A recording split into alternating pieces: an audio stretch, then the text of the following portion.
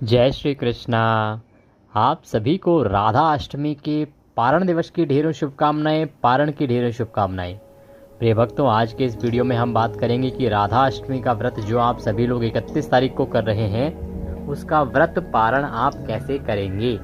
व्रत का पारण से अभिप्राय है कि इसका व्रत खुलेगा कब, व्रत खोलना कब है, विधि क्या है, नियम क्या है, भोग क्या लगाएंगे राधा जी को, और यह किस विधि की पूजा के साथ किसके अनुसार आपको करना चाहिए। क्योंकि ये व्रत बड़ा है, इससे प्राप्त होने वाला पुण्य अधिक है, इसीलिए सावधानी भी अधिक बरती जानी चाहिए। तो संपूर्ण जानकारी राधा अष्टमी व्रत पारण के संबंधित आपको इस वीडियो में प्रदान की जाएगी। आपसे निवेदन है कि वीडियो यदि थोड़ा सा भी अच्छा लगे, उपयोगी लगे, तो एक बार लाइक अवश्य कर दीजिएगा। कमेंट बॉक्स में अवश्य लिखिएगा जय श्री हरि या जय श्री राधे। राधे रानी की कृपा से, भगवान श्री हरि और भगवान कृष्ण की कृपा से आपके सभी मनोरथ पूर्ण होंगे, आपका व्रत सफल होगा। आप देख रहे हैं देवभूमि ज्योतिष संस्थान का प्रतिष्ठित YouTube चैनल देवभूमि धार्मिक। हम यहाँ पर सभी व्रत और त्योहारों की सही शास्त्रीय जानकारी प्रदान करते हैं। ज्योतिष शास्त्र और पंचांग के आधार पर आपको बताते हैं कौन सी तिथि कब है, व्रत आदि कब करना है, क्या विधि है, क्या नियम है, पारण कब करना है, क्या कथा है। यदि आप सभी व्रत और त्योहारों की सही जानकारी पाते रहना चाहते हैं तो कृपया चैनल को सब्सक्राइब कीजिए और बेल आइकन को प्रेस कीजिए। आइए प्रिय भक्तों, जानकारी आरंभ करते हैं। बात करते हैं राधा अष्टमी व्रत पारण की। प्रिय दर्शकों, आप 31 अगस्त को श्री राधा रानी का जन्मोत्सव मना रहे हैं और 31 अगस्त को व्रत रख रहे हैं राधा अष्टमी का। राधा अष्टमी का जो व्रत है ना, वो कई विधियों से किया जाता है और उसी के अनुसार इसके पारण का निर्धारण होता है। राधा अष्टमी का व्रत कुछ लोग सप्तमी को कर लेते हैं और अष्टमी को सुबह सुबह राधा रानी का जन्मोत्सव मनाते हैं और व्रत पारण करते हैं। कुछ लोग जो हैं वो राधा रानी का व्रत करते हैं सुबह से दोपहर तक और फिर जन्मोत्सव मना के और फिर व्रत खोलते हैं। और तीसरी जो विधि है वो है कि ये अगले दिन सूर्योदय के बाद खोला जाता है और जिस दिन व्रत करते हैं अष्टमी के दिन, उस दिन केवल फलहार खाया जाता है। ये उत्तम विधि है। शास्त्रीय विधि और मत के अनुसार यह उत्तम विधि है कि पूरे दिन व्रत रखिए, फलाहार कीजिए और अगले दिन व्रत पारण कीजिए। तो इस प्रकार से ये व्रत पारण आप करेंगे 1 सितंबर को। और यदि आप 31 को भी कर रहे हैं तो सायंकाल को आप व्रत पारण कर सकते हैं। जो चौकी आपकी स्थापित कराई जाएगी उसका विसर्जन आदि जो है वो 31 की सायंकाल को आप कर सकते हैं, जो अभी हम पूजा विधि में आपको जानकारी प्रदान करेंगे। सबसे पहले तो पारण वाले दिन अगर आप 1 तारीख को कर रहे हैं तो सूर्योदय से पहले उठ जाइए, और जब व्रत वाले दिन कर रहे हैं तो हमने पहले ही बताया है पूजा के लिए आपको उठना ही चाहिए सूर्योदय से पहले। स्नान आदि से निवृत्त हो जाइए। स्नान आदि से निवृत्त होकर पूजा के लिए संपूर्ण सामग्री एकत्र कर लीजिए। चौकी अगर पहले से लगा के रखी है उत्तम है, नहीं लगा के रखी है तो चौकी लगाइए। पूजन के लिए आपके पास राधा रानी की कोई तस्वीर या प्रतिमा होनी चाहिए, ना हो तो लड्डू गोपाल की प्रतिमा को भी रख सकते हैं। चौकी रखिएगा स्थापित करने के लिए, उस पर बिछाने के लिए लाल या पीला वस्त्र रखिएगा। रौली, मौली, पान, सुपारी, लौंग, इलायची, धूप, दीप, नैवेद्य, माता रानी को भोग लगाने के लिए उपयुक्त भोग। ना हो अगर अधिक मिठाई वगैरह तो आप ऋतुफल भी ले सकते हैं, मिश्री भी ले सकते हैं। इसके अतिरिक्त आपको राधा जी को श्रृंगार की सामग्री अर्पित करनी है तो वह रख लीजिएगा। आज आपको इत्र अवश्य लगाना है राधा रानी को, पूजा में वह अवश्य प्रयोग करना है तो उसको भी आप अवश्य रख लीजिएगा। पंचामृत का प्रयोग जो है पूजा में किया जाएगा, तो पंचामृत कच्चा दूध, दही, घी, शहद, शक्कर, ये पंचामृत की सामग्री रख लीजिएगा। ये सारी सामग्री एकत्र कीजिए।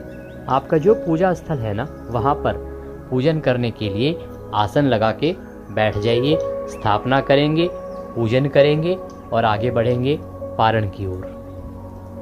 तो सारी सामग्री एकत्र कर लीजिए। नहा धो के तैयार होके सारी सामग्री पूजा की एकत्र कीजिए। इस सामग्री में क्या होना चाहिए?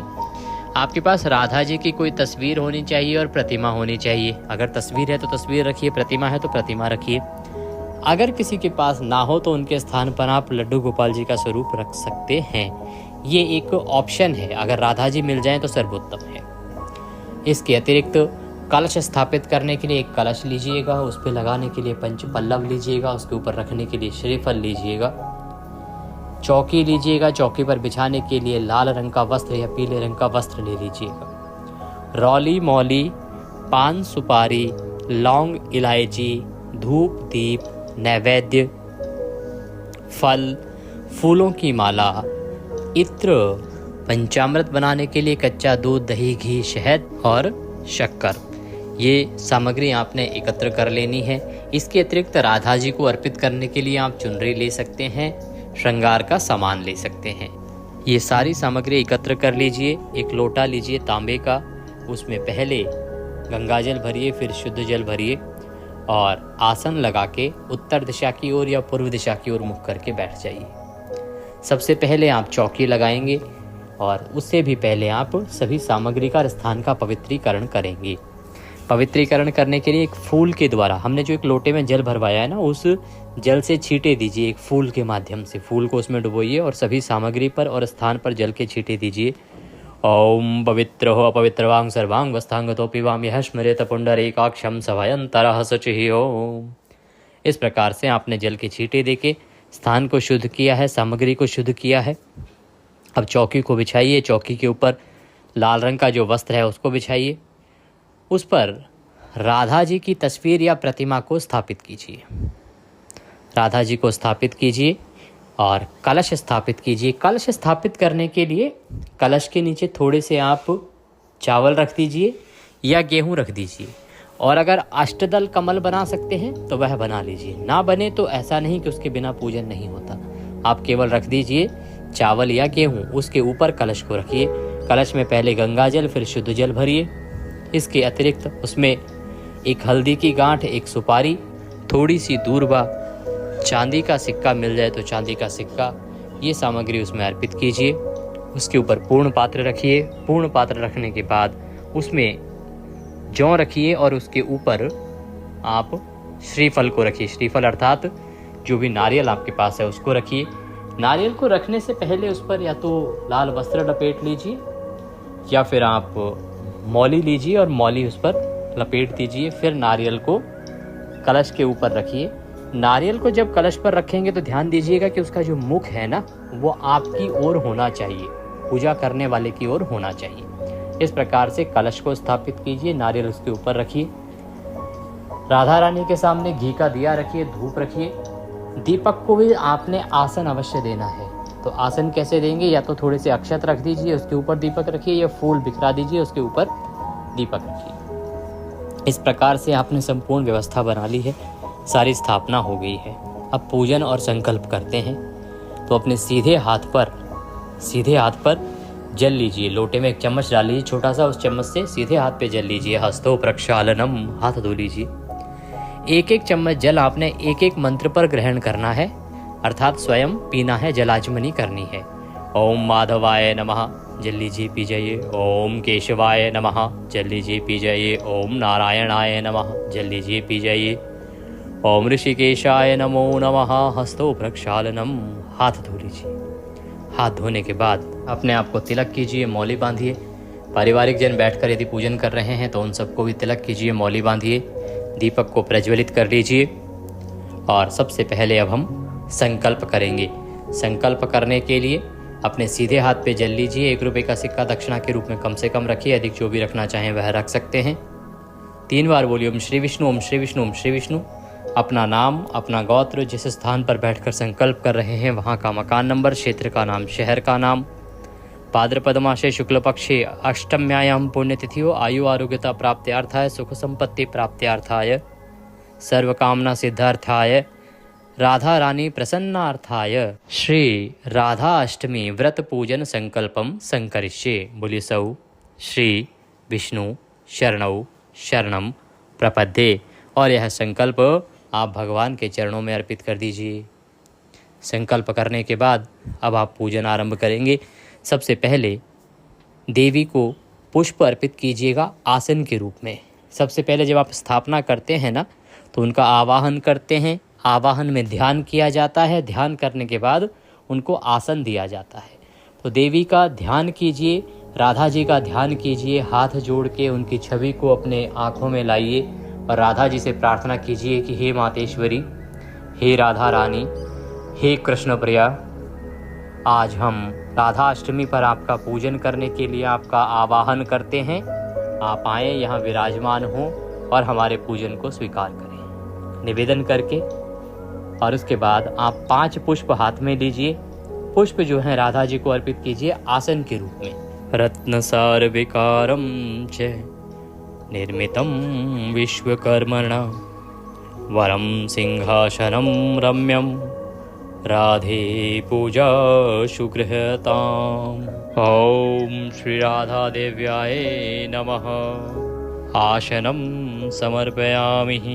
आप पुष्प अक्षत आसन के रूप में देवी को अर्पित कीजिए। देवी से निवेदन कीजिए कि हे मातेश्वरी, ये पुष्प आसन के रूप में स्वीकार करें और यहाँ विराजमान हो। मातेश्वरी को इस प्रकार आसन अर्पित करके विराजमान करा के देवी का पूजन आरंभ करने के लिए सबसे पहले पद्य, अर्घ्य, फिर आचमनीय कराई जाएगी।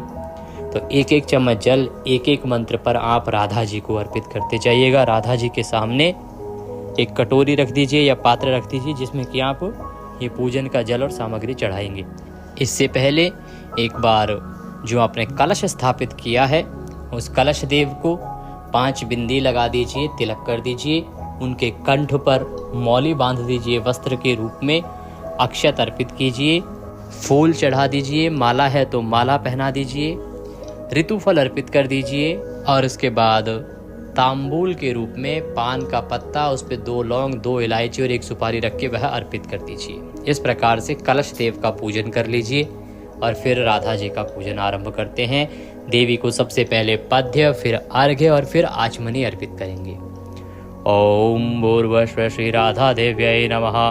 राधा अष्टमी व्रत पूजन अंतर्गते श्री राधा देवी निमित्तार्थाय पद्यम समर्पयामि। पद्य के रूप में 1 चम्मच जल अर्पित कर दीजिए। ओम भूर्भुवः श्री राधा देव्यै नमः। अर्घ्यम समर्पयामि। अर्घ्य के रूप में 1 चम्मच जल लीजिए, अर्पित कीजिए। ओम भूर्भुवः श्री राधा देव्यै नमः। आचमनीम समर्पयामि। आचमनी के रूप में 1 चम्मच जल लीजिए और वह अर्पित कीजिए। पद्य, अर्घ्य, आचमनी कराने के बाद देवी को स्नान के लिए जल अर्पित कीजिएगा। ओम भूर्भुवः श्री राधा देव्यै नमः। स्नान निमित्तार्थाय जलम समर्पयामि। स्नानम कुरुः। स्नान के लिए जल अर्पित कीजिए और फिर पंचामृत बनाइए। पंचामृत बनाइए कच्चा दूध, दही, घी, शहद और शक्कर से। पंचामृत से अच्छे से राधा जी को स्नान कराइएगा। अर्घ्य से आप स्नान करा सकते हैं और पंचामृत से जब आप स्नान कराएंगे देवी को तो ध्यान दीजिएगा, जो लोग प्रतिमा पर पूजन कर रहे हैं केवल वही अच्छे से स्नान करा पाएंगे। जो तस्वीर पर पूजन कर रहे हैं तो आप पंचामृत को लगा लीजिए फूल पर और देवी को अर्पित कीजिए। ओम भूर्भुवः श्री राधा देव्यै नमः। पंचामृत स्नान निमित्तार्थाय पंचामृतम समर्पयामि। पंचामृत देवी को समर्पित कीजिए। पंचामृत अर्पित करने के बाद शुद्ध जल से स्नान कराएंगे। पुनः शुद्ध जल लीजिए और 1 चम्मच जल अर्पित कीजिए। ओम भूर्भुवः श्री राधा देव्यै नमः। शुद्ध्योतक स्नान निमित्तार्थाय शुद्ध जलम समर्पयामि। शुद्ध्योतक स्नान कराइए। शुद्ध्योतक स्नान करा के आप देवी को वस्त्र के रूप में, या तो आप कोई चुनरी आदि लाए हैं तो वह अर्पित कीजिए, अन्यथा मौली का 1 टुकड़ा तोड़िए और वह देवी को अर्पित कीजिए। ओम भूर्भुवः श्री राधा देव्यै नमः।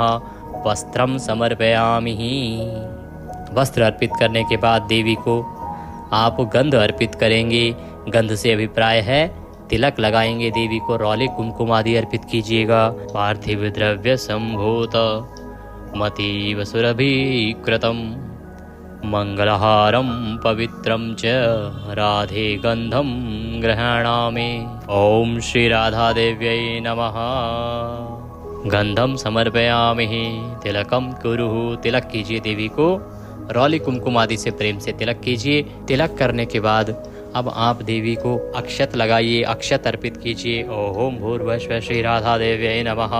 अक्षतम समर्पयामि। अक्षत अर्पित कीजिए। इसके बाद इत्र अर्पित कीजिएगा। इत्र को फूल पर लगा लीजिए या रौली, कुमकुम आदि पर लगा लीजिएगा और अर्पित कीजिएगा।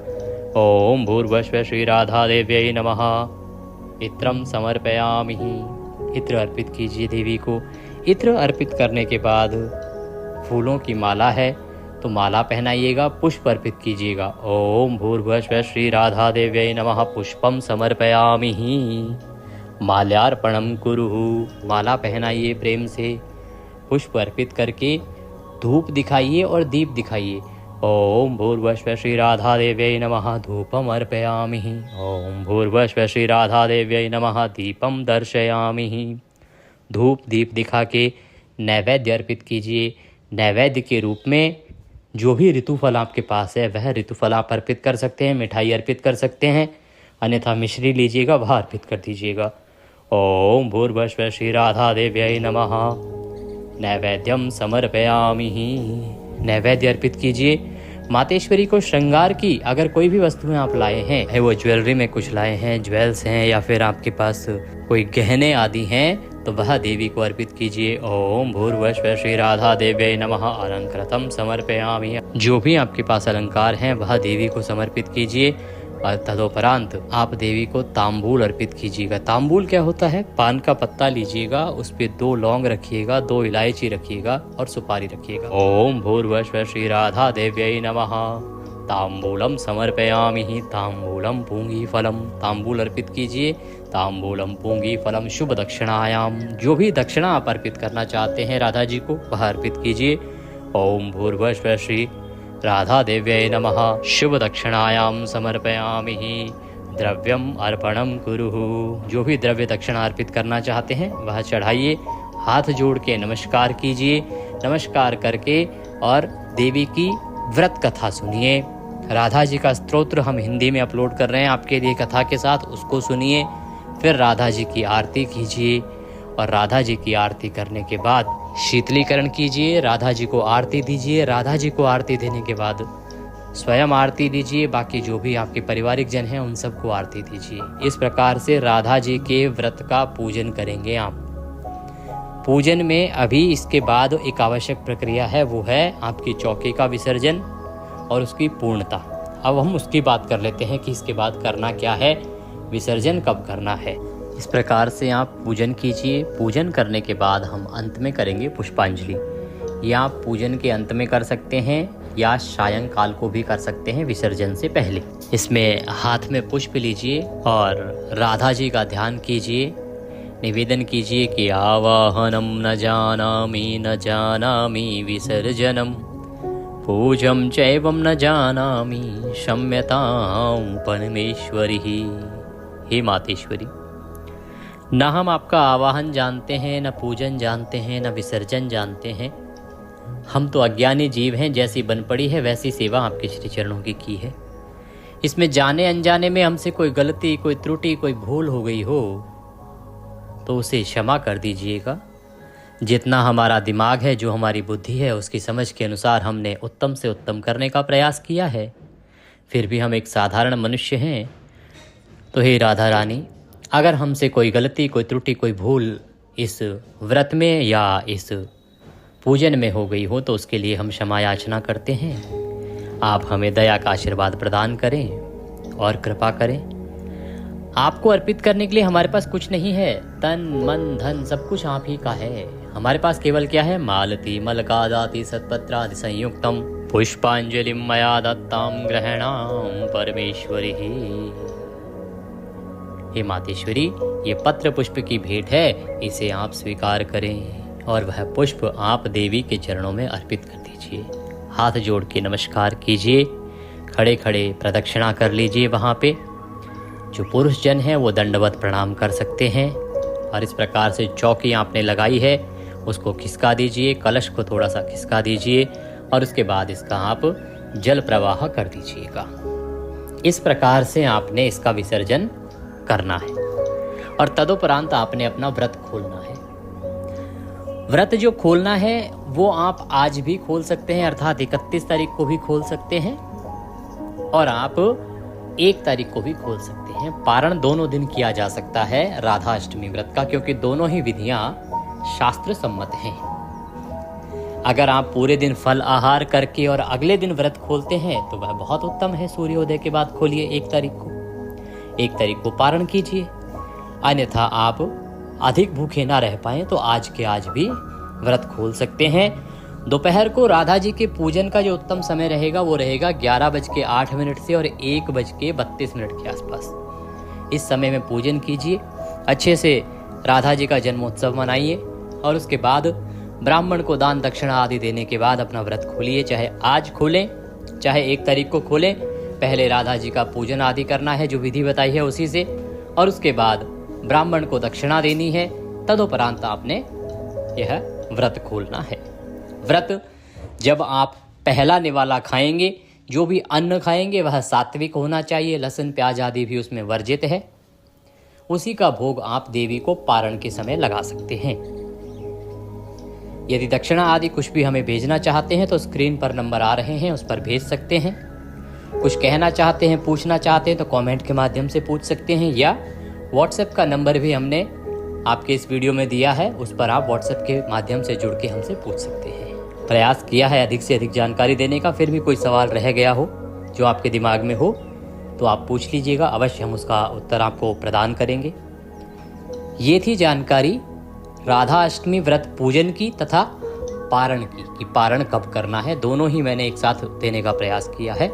इसका लाभ लीजिए, राधा रानी आप पर प्रसन्न हो, कृपा करें, यही हम प्रार्थना करते हैं। जो लोग राधा जी का जन्म व्रत और महालक्ष्मी व्रत दोनों एक साथ कर रहे हैं, उनके लिए हमने एक वीडियो अलग से अपलोड किया है कि दोनों ही व्रत यदि कर रहे हैं तो कैसे आपको दोनों का पूजन एक साथ करना है, क्या व्रत के नियम रहेंगे, दोनों व्रतों को कैसे एक साथ कर सकते हैं। उस वीडियो को अवश्य देख लीजिएगा। हरे कृष्ण।